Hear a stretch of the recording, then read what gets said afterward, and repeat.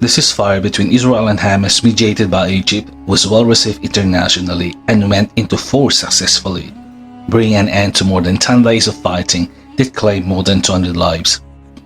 Through our featured content, we share with you some facts about Palestine, and let's all go down memory lane and witness through old videos how Palestine looks like during the year 1896, 1933 and 1936 compared to its current state.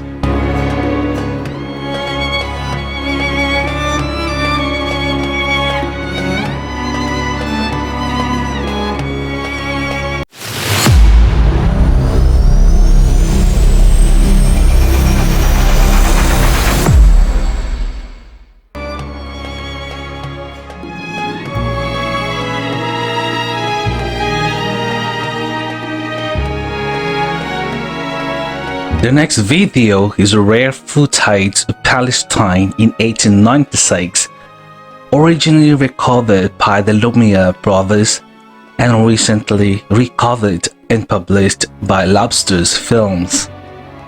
At the time, Palestine was part of the Ottoman Empire with around 500,000 inhabitants, 30,000 of whom lived in Jerusalem.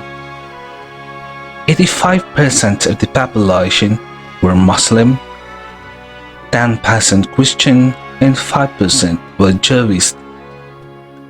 All were subjects of the Sultan of Constantinople. It shows Palestinians of all faiths, Christians, Jews, and Muslims living side by side and praying side by side. The clip of the Lumiere Brothers footage is known popularly as Train Station in Jerusalem of 1896.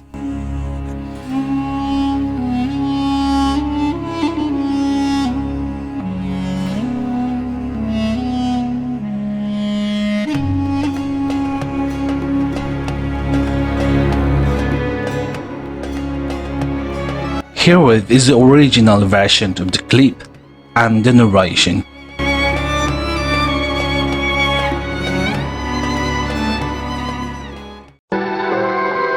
"15 years later, the cinema is taking its first steps. Cameramen employed by the Lumière Brothers filming at Jerusalem Station provide the first moving pictures taken in Palestine. From now on, the camera is a recording eye, and what it records is this: a society much like that of Cairo, Damascus, or Beirut, in an Arab city much like any other.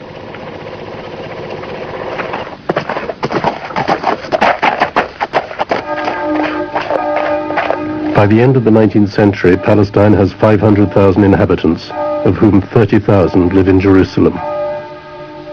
A veiled woman, a Sunni Muslim, one of the majority.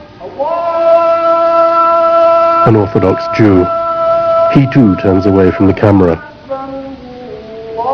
Here we have an Armenian Pope. Each of the Christian denominations has its church here in the Holy City. The holy places of the three religions are scattered across a few hundred square meters.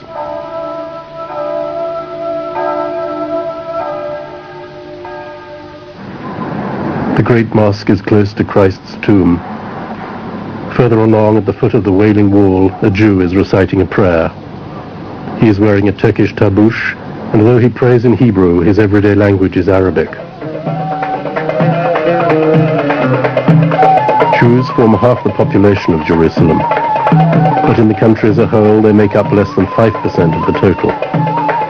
Christians account for 10% and Muslims 85%.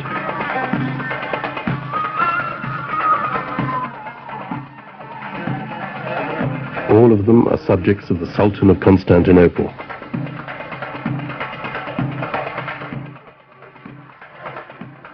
There are no frontiers in the Ottoman Empire.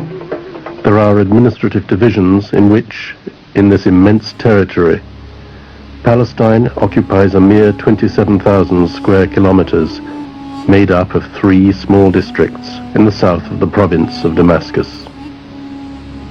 The same empire in the 17th century. In the meantime, it has lost the Balkans, France and Italy have seized North Africa. England has moved into Egypt, Aden and even Kuwait.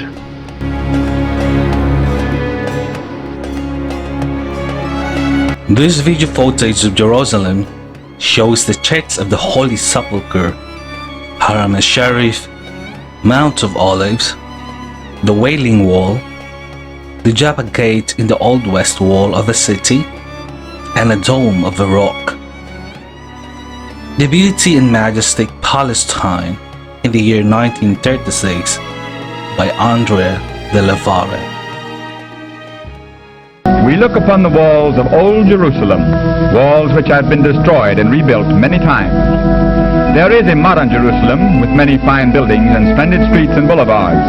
But on this visit our interests lie within the old city, and here we shall devote all our time.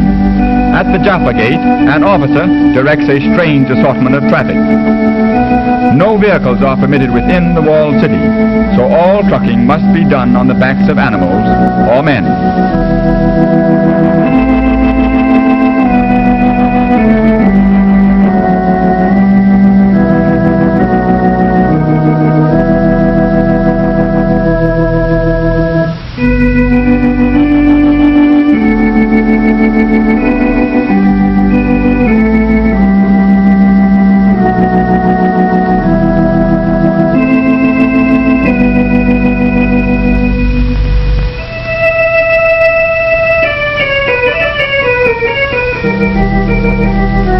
The finest gate of Jerusalem is the Damascus gate in the north wall, so named because through it passes the old road to Damascus.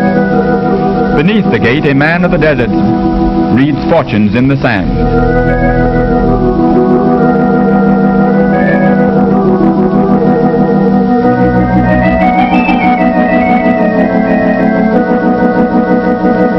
The streets of Jerusalem have changed little with the passing of time, and present today very much the same appearance they did 2,000 years ago.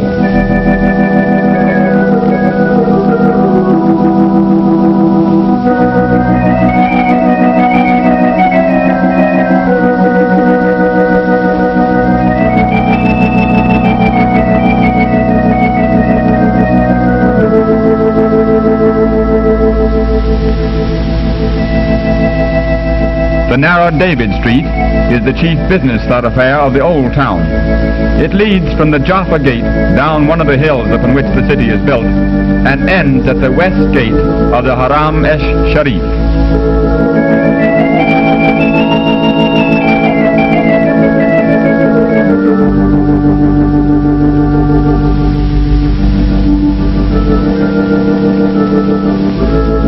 Money changers are still found in the marketplaces. Small boys with large baskets act as messengers, and for a few pennies carry packages for shoppers. They quarrel over candy.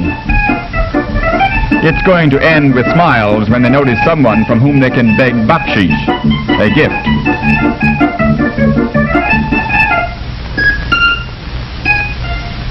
A new use for old automobile tires. Crude but serviceable shoes.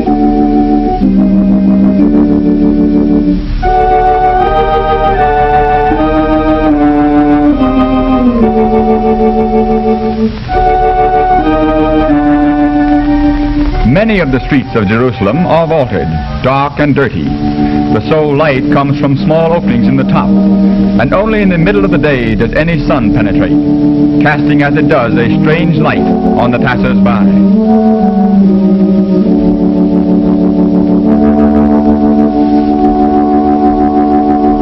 Jerusalem, sacred to the three chief religions of the world, is one of the holiest of cities. To the Christian, the Mount of Olives, where is the Garden of Gethsemane, the Via Dolorosa, route of suffering over which Christ is said to have borne the cross from Pilate's house to Golgotha, and the Church of the Holy Sepulchre are shrines. To visit the tomb of Christ, we enter first the courtyard of the church that still has the foundation pillars and massive walls built by the Crusaders. Beneath the dome in the center of the rotunda is the chapel of the Holy Sepulchre.